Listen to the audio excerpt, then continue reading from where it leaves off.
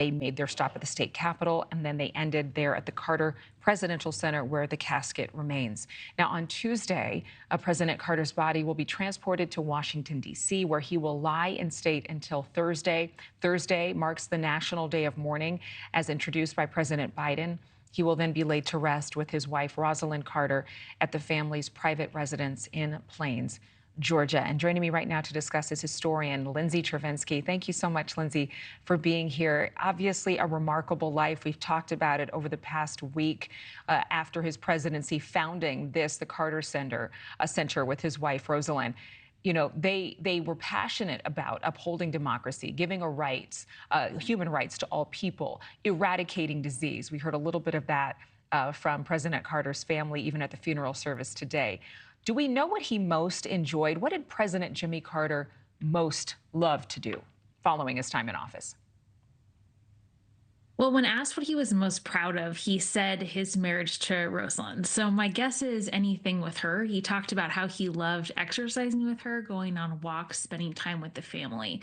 I do think that was his biggest priority.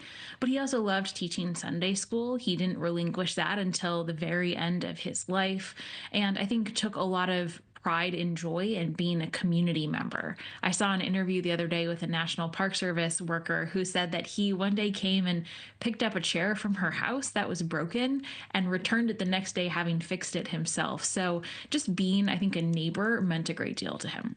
Let's play a little soundbite here of President Jimmy Carter during his farewell address in 1981, and we'll talk on the other side. The struggle for human rights overrides all differences of color or nation or language. Those who hunger for freedom, who thirst for human dignity, and who suffer for the sake of justice, they are the patriots of this cause. Do we know what it was that influenced his life so much, perhaps at an early age, to be so involved as an advocate? Well, one of the things he spoke about later was where he grew up and what that community looked like.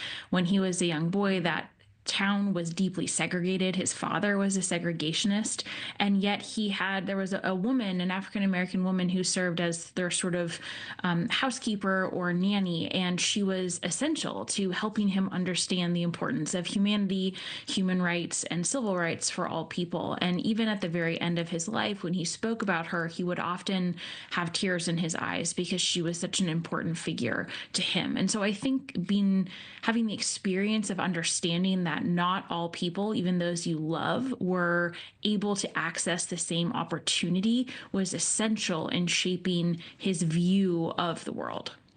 Let's listen to another soundbite. This is Chuck Lavelle, a performer and a musician who was at Carter's 100th birthday party. He also knew the president very well. Let's listen. We believed in the man. You know, don't forget, this was post-Watergate. There was a lot of distrust of government. And Jimmy Carter was a honest man, a man of character, of deep, good, honest character. And we all felt that. And I think that America felt that at the time, and that's why he was elected. So, you know, we were supporters right from the get-go. You know, he had his ardent supporters. He also had very harsh critics, but his faith remained. It was kind of rare, wasn't it, to have so much of an outspoken faith from a sitting president and later a man who was so involved in his community following that time in the White House to talk about God? Or was it? Well, I think most presidents, there's an expectation that they will at least mention their faith, that they will incorporate occasional scripture or quotations in their speeches. We do sort of have a bar that we set that presidents are expected to believe in something. But I do think that it was such a central part of who Carter was and such a central part of his character, and it was on display more, both with his activities at church on a weekly basis, with his regular inclusion of language in his public speaking. He really did believe constantly in, I think, a higher power, and that shaped his worldview in a way that perhaps a lot of other presidents weren't quite so open about. And some people loved him for that. And to your point, there were also others that felt like that was sometimes a little bit preachy. So I do think it was, a case where whatever he did, there was going to be people who felt strongly about it one way or the other. Thanks so much for watching. Go to joinnn.com to find News Nation on your television provider. And don't forget to click the red subscribe button below to get more of News Nation's fact-driven, unbiased coverage.